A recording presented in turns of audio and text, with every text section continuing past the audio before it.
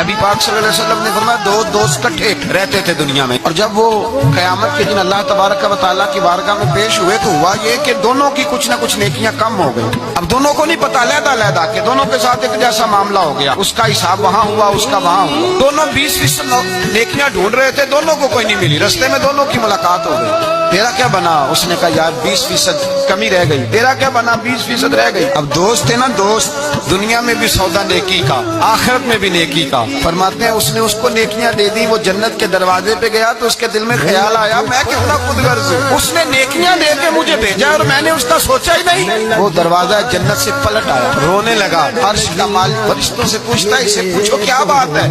اس نے کہا مولا مہربانی کر، میں دنیا میں بھی اس کے ساتھ رہا ہوں، اگر جنت میں بھی ہمیں اکٹھا فرما دو، تیری شان رحمت میں کمی نہیں آئے گی۔ میرے مصطفیٰ کریم فرماتے ہیں اس دوست کی برکت سے اللہ دوسرے کو بھی جنت عطا فرما دے گا۔